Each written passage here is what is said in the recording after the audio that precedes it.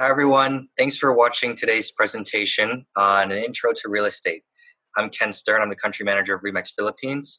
Thank you, Accelerate, for having me on today. And I'm very excited to talk to you about real estate.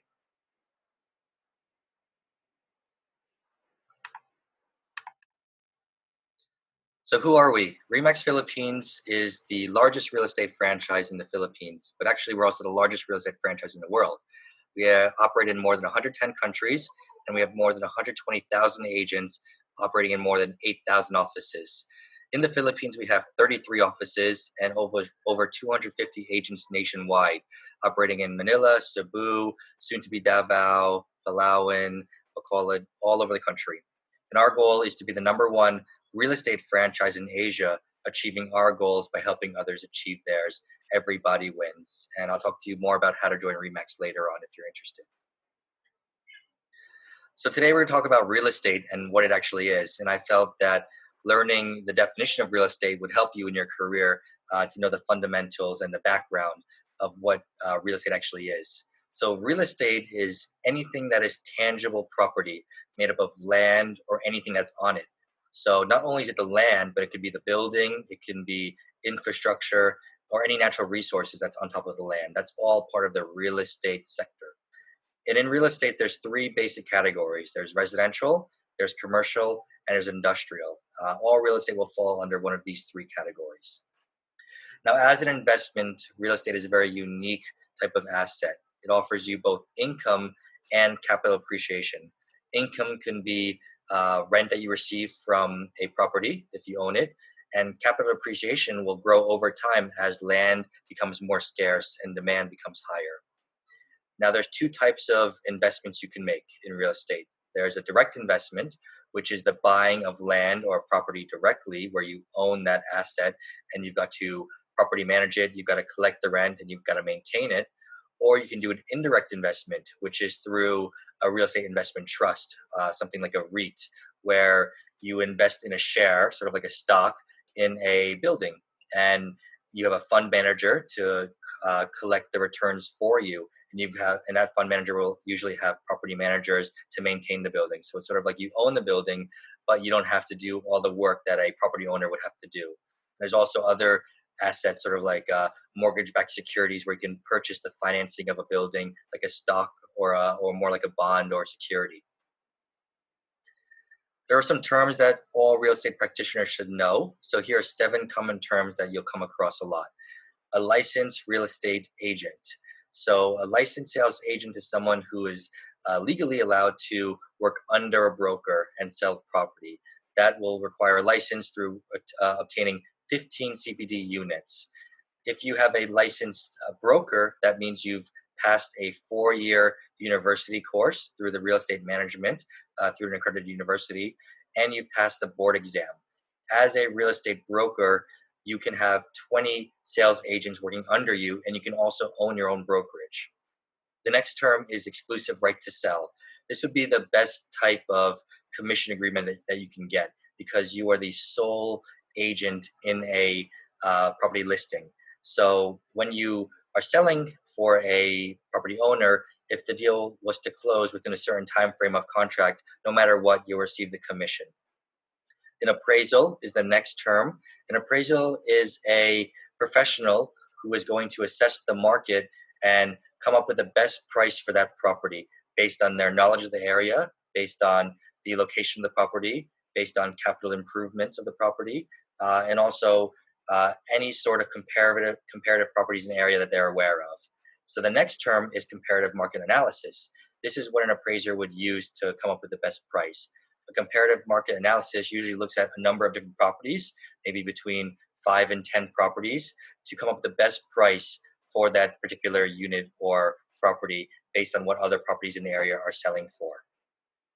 Buying and selling agents are next. So typically in a deal, there's always 2 sides, a buyer side and a seller side. So you need a buyer's agent and a listing agent, and typically it's split 50-50 once the deal closes. It does happen sometimes, but it's quite rare, where you can be both the buyer's agent and the listing agent or the seller's agent. But if that does happen, you need to disclose to both parties that you're acting for the entire deal, both for the buyer and for the seller at the same time. And the last term that is a must know is showing. So showing a property means you're taking a potential buyer to the property and either through private appointment or through open house, showing the property to them. We use the term showing globally. We don't use the term ocular or tripping, which you might come across sometimes here in the Philippines. The correct term is showing. Now, there are some trends that we have seen recently that we haven't seen in a long time because of the COVID pandemic, which is directly affecting the real estate market. And I thought, as a person trying to enter the real estate market or learn more about the real estate market, learning these trends now will be in your benefit. These are just our opinions based on people we've spoken to, our investors, but also agents who are on the field every day and franchise owners who run brokerages with a number of different agents focusing on different aspects of the market. So this is just our opinion, but as experts, we'd like you to know where we think the market is going to go. So on the high end side, we see that properties are holding quite well with pricing. That's probably because people who own these high end properties, they have high holding power because they've most likely bought the property through cash and own it outright. Also, because these properties are usually being used by them, so they'll wait until they get the best deal on their property before they want to leave. Where we do see the most volatility or most movement in pricing is the mid-range sector for condos, particularly. That's because most of these condo units are owned by OFWs, overseas Filipino workers, who might be looking to sell because they might have lost their job globally through the pandemic, or they're looking to just have some cash through this pandemic. These condos are usually also owned by small business owners who might need to sell or liquidate some assets in order to keep cash in their business. And also, we see that most of these condo owners are buying through mortgages. So they might have had some job insecurity recently through the pandemic.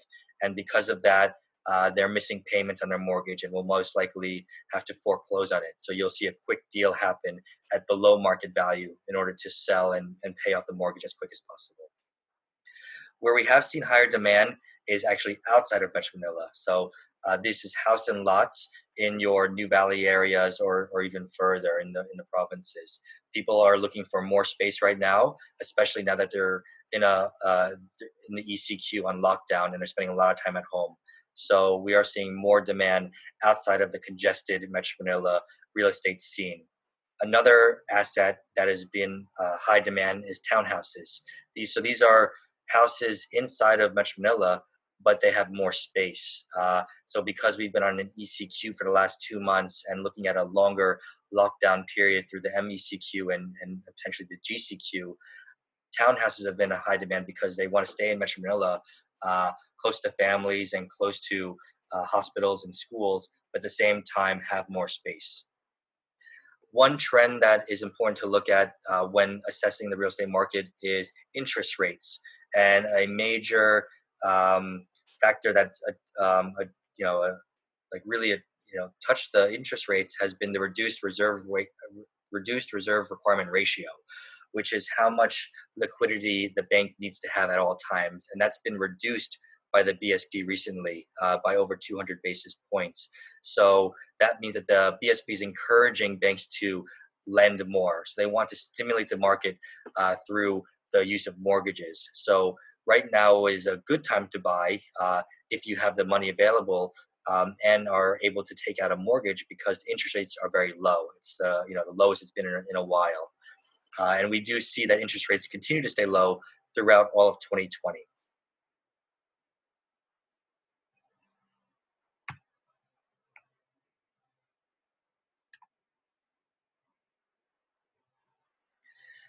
So how are you able to get into real estate, or how are you able to invest in real estate? So we have some advice that we'd like to give. And the first one would be to talk to real estate agents. The real estate agents really know the whole market much better than anyone else because they are constantly looking at properties for sale. Their buyers are constantly asking them to do comparative market analysis. They are their ear to the ground. So they're really the best ones to talk to when trying to find a potential deal or potential opportunity to buy. Another way you can do it on your own is to search for properties through property portals. There's a number of different property portals out there, both locally and globally. And one of them is our website, remax.ph, where you can find properties for sale nationwide in the Philippines. Another thing you can do is read real estate reports, both locally and globally. Most brokerages will put out a real estate report every quarter, and this will give you a good understanding of the commercial real estate market, the residential real estate market, and the industrial real estate market. The next thing you could do is join webinars. Since we've been on the ECQ, there's been an abundance of webinars happening on a daily basis. Many of the reputable firms have been doing these webinars where you can learn about real estate for free.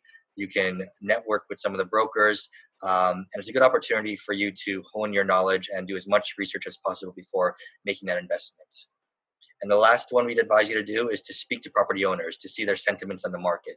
When you're speaking firsthand to owners, you can really see if they think it's a good time to sell or if they're going to hold on to their properties or what they are thinking is going to happen in the market, because those are the potential clients that brokers are working with every day. So with these 5 things, I think you're on the right track to make that first potential purchase of a property or a second investment in a property. So I also want to talk about opportunities to be a real estate agent in a market like now. Real estate agents have a sort of a it's a great industry to be in, because no matter how the market is going, whether it's good or bad, brokers will always earn a commission.